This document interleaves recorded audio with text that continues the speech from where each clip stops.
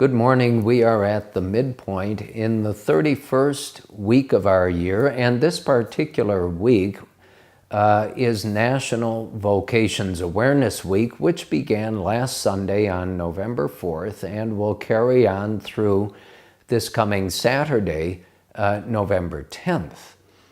And of course, for all of us who are Catholics, we have a pretty good idea about vocations, and most frequently, and it's certainly correct, we associate vocations with vocations to the priesthood, whether the diocesan priesthood or a religious order priesthood, and vocations to the consecrated life for women in the various forms it takes: monastic life, cloistered religious life for women, the active apostolic life for women, and those certainly are God-given vocations. The intent of the week is to continue, for all of us to continue to pray for vocations to the priesthood and the consecrated life for men and women.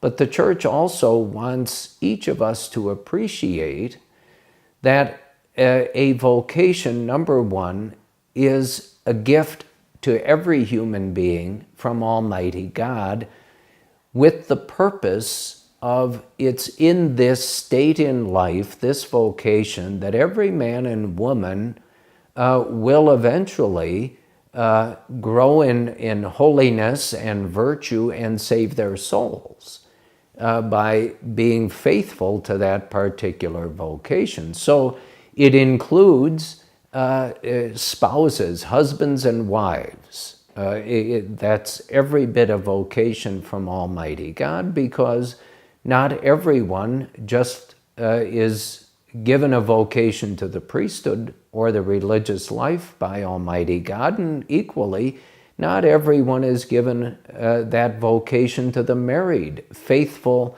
married life by Almighty God. So therefore, there is a distinct vocation for a man or woman, which is the chaste, virtuous, single life. And in our culture, which kind of works against that, everyone thinks something's wrong with a person if he or she isn't married or living with somebody else by the age of 21 or 22 or 23. Well, that's the perversity of secular culture.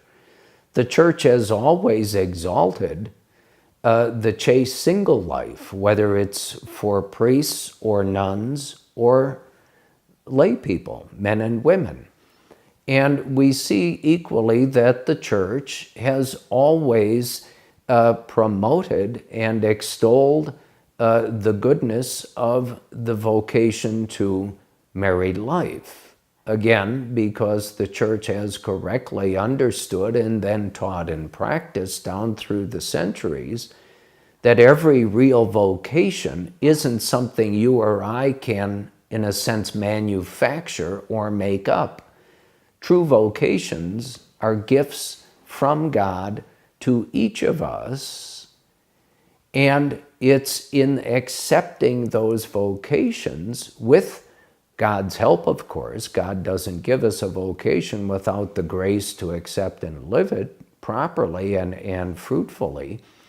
But it's in that state in life that we grow daily in holiness of life, and certainly in virtue, and ultimately we save our souls, because as we all learned as little children, answering the question, why did God make you? God made me to know, love, and serve Him in this world, in this life, so that I can be happy forever in heaven with Him.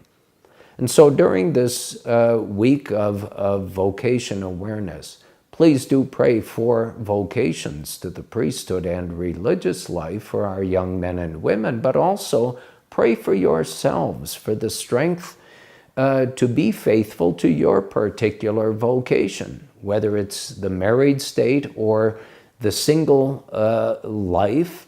It's that gift from God specifically to you as an act of His love for you, and your living your vocation is your act of love and thanksgiving to Him for the great gift.